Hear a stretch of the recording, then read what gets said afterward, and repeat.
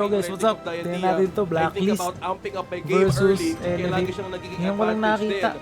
For the lineup of Blacklist, Panoorin natin ito they guys. really synergize as one Mainit-wit in laban terms of the early game start. Now, comparing it to Elevate, naging winning factor din ang Arlie and also the Mayin. Also, for the backline defenses against opponents na hinahihirapan silang i-penetrate. Arlie Sakir agad ah. Kinuha na. Mayin pa. And they want to go for Anis. that hard initiation. Kaya sa maganda yun, na-pick ng Blacklist. Hindi na tayo daanin sa Ewan ko, mobility. tingnan natin What kung we do ano, is we go for the kung hard good si engage. Sakir ngayon. Yung mabilisan I mean, din, yung hindi na sa gagawin lang comp. sagasaan natin kung pwede yan sagasaan, daan natin sa bilis. Madami tayong nakitang plays even from last year for the qualifiers, for the Philippine qualifiers. Madami na ding teams na naging actually nagkaroon ng mga highlights onto social media. Yung mga combo ni Sanse, naging uso din yun last year on how they want to take out yung mobilities. You're talking about that. Yung mga action at mga labanan dito, naging present sa dugo ng plays ng dalawang team na to. Now, Pay will be taken out. Ayaw nila ibigay yan kay Just Chi. Alam natin kung gaano ka tinitingala at gaano ka tinututukan si Just Chi as a jungler for the Philippines. And might as well just take it out. Ayaw mo nang ibigay yan eh. Kumbaga yun yung mga nakakatakot na ano, yan yung mga binanagad si nakakatakot Musashi na Pay factor eh, no? na kapag ka dinadaan ka sa mobility, kung meron pang bigla, patay agad. Ito pa, isa pang signature yan, yung Dinay overrun agad si Just na Chi ah. ginagamit palagi din ng Blacklist International since we're in a global ban system once more. Ito ang kanilang pwedeng gawing simula. Since mobility is concerned, you have Snowball that can do a lot of effectiveness in terms of amping up your farm lane. Pero ito Lady Gen, we haven't seen great winning Maganda results for this hero. But for the team of Elevate, baka pwede mag-iba-iib ng hangin how this mid laner would actually be utilized in hard team fights na pwede ibigay ng Blacklist International. What is the last pick? A mid laner. It's going to be the Angela. Pansagot yan sa Menki, pangabol din sa mga katulad ni Sakir para bigla-bigla silang nilang ma-burst down. Yeah. At mabigyan ng consistent damage para dun sa side ng Blacklist International. Meanwhile, doon naman sa may kabila, you do have the Lady Gen para counterin bigla-bigla dito yung overrun. Kung magka-conductor of soul siya, pwede siya batuhan ng ultimate doon, negating yung healing niya kung meron mga venomous staff and all that. So, a lot of thought process has been done to create the drafts. I like the drafts. Pinoy na Pinoy, OS6, may panlaban talaga lagi. May laban at meron talagang abance in this lineup. I'm excited how this will turn up dahil yung Angelo to the last pick of Blacklist International. Ito ang ultimate insta-kill na pwede mong gamitin sa makukunat na lineup sa mga kalaban mo dito sa Invitational. Automatic with the Chaos Cinders combo with the Blazing Brilliance and automatic insta-kill for everybody, but to give light also on how the Lady John could be an aiding way sa close team fight na pwedeng gawin ng Blacklist International. Baka pwedeng mag-iba ang ihip ng kanilang playstyle at mag-disengage. Magandang Medyo laban to, hard guys. on sustain ang lineup ng Blacklist. Elevate.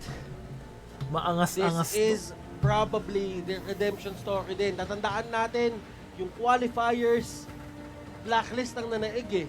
Yeah. Pero nung panahon na yon, OS6, nung naglaban silang dalawa, bagong team pa lang, bagong roster pa lang, kakabuo pa lang ng side ng Elevate. Ngayon, dito, may Ngayon, tingnan oras natin na eh. kung gaano Baka kalakas yung dito Elevate. yung bawi ng Nakakapalag yung Ito Elevate sa na ang Blacklist. pwedeng gawing redemption arc ng team na to. Kung babalikan natin once more ang kanilang naging story back in the qualifiers nung December, it was Si Azar a magaling to, different tsaka si version. AG6 eh. At ito ang pwede nating makitang change on how Promising. they want to approach this new way of a mechanic, which is yung global ban. Pangit Will they lang, go for the actually. biggest or will they go for Kasama sila their sa own group playstyle? A. Magkaalaman na, So Butters! parehong Pinoy Pilipinas! laban sayang. Laban sa Kung Pilipinas! magkaiwalay lang sana sila, mas Since maganda. Pilipinas laban sa Pilipinas to, kailangan natin mag-heat check. Andyan ba yung fans ng Elevate? Hindi ko makinig! Elevate fans, magingay! Oh, ito pa isa. Asa na ang mga agents? Nasaan ang sumusuporta sa Pilipinas? Sisigaw nyo! Mukhang ready na nga sila, OS6. It's time for game number 1, Elevate versus Blacklist International. nakikita naman natin na yung dalawang mid laner iniwan. Madaming project yung ginagawa ng mga Chrome nila. Talagang tumutok sa ibang bagay. Speaking of tutok, no, ito yung mid laner din ng Blacklist International. Eyes on to the clash lane. Mainly on the focus kung saan pwede manggagaling ang Mayinato or si Hyde. Isa sa mga advantage kasi dahil medyo sama-sama puwersa mamaya ang kanilang lineup. Okay, with a 2v2 exchange of kanilang mga skills dito, merong konting engage. Ang ganda naman hapyaw doon ng damage. Poke on half HP ang Elevate. Bantay muna the wonders of the Diadia in the early game butters. Elevate, they're slowly pushing in. They're trying to be proactive din sa lahat ng mga ginagawa nila dito. Actually, kahit nga si Mitsura dito, naghahanap na din siya ng mga possible na areas na pwede silang kumuha ng kill. Pero nandun si Dragon sa may baba. Siyempre, kailangan niya tulungan yung lane nung kambal niya eh. It's we call it the twin buff nga. Ito nga, one of the, there's only one change as part of during the off of the season na Blacklist National nagkaroon ng isang bagong miyembro. Kung titignan natin dito exchange or trade ng mga skills up top, medyo maganda ang nagiging lamang ni Chami 1. Rotate agad sila sa farm. Pakbaka agad eh. Nakumuha muna ng duo to heal up the HP. At G6, on the other hand, kumuha muna siya dito ng cooldown reduction boots so that mas mabilis ang kanyang mga dream roam dito to get more of the initiations na hinahanap-hanap nila dito. Looking at them, wala pa sila masyadong initiate dito maliban kay Sakir. So kailangan talaga na consistent yan. Pero grabe yung pressure na ginagawa dito ng Elevate dun sa may bottom lane. Ginamit din ni Ivalice ang kanyang flash, a resource out for Elevate. That is surely confidence and trust speaking through their teammates right now into this farm lane alone. Nakikita natin yung attention dito ni Dragon, not letting go of the lane just yet. Dahil napaka-importante din dito na makapagbigay sila ng magandang pwesto or magandang pace para sa early na to.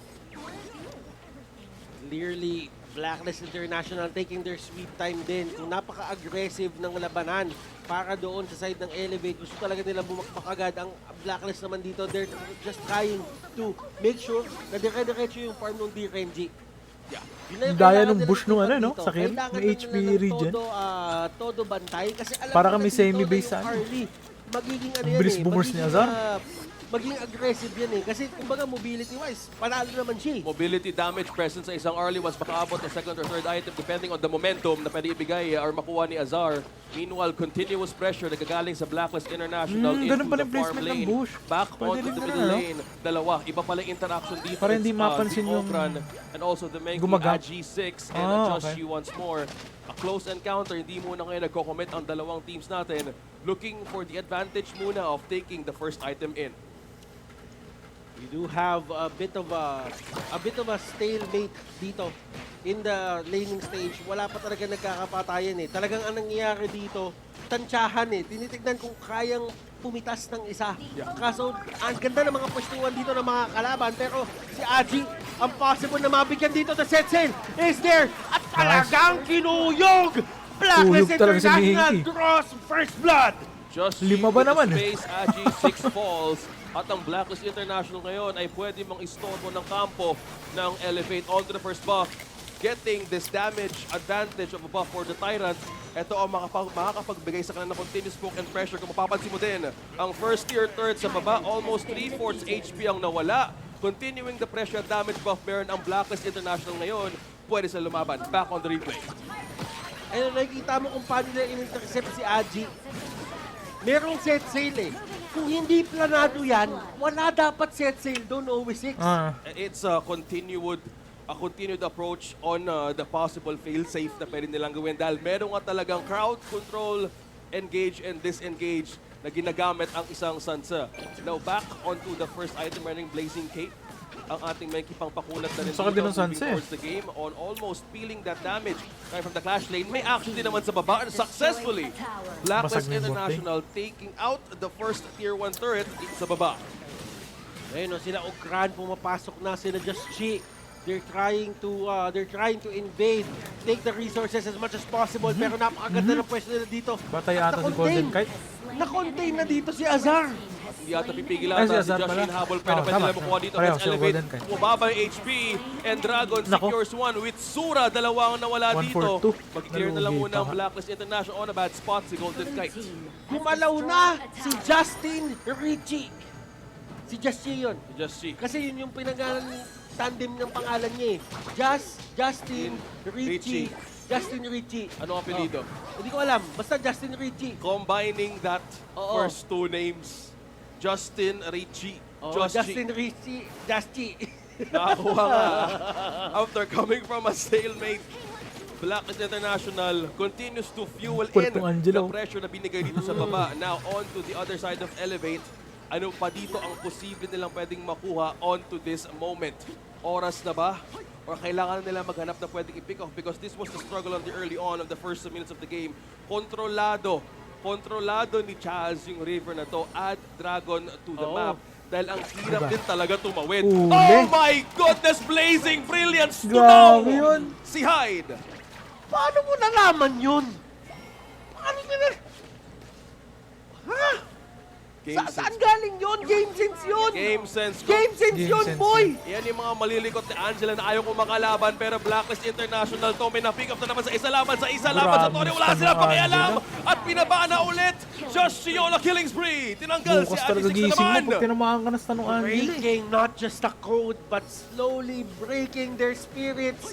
Elevate dito. Ano pa ba yung sagot? Si DRNG nagpa-farm na mag-isa. May sarili na siyang mundo. Oh, mahirap yun ha, kung may sarili mo doon, Renji, at kahit mag-isa siya mag-push, at yun ang completely ang naipong confidence ng BLACKLIST International into this lead. Almost 4K.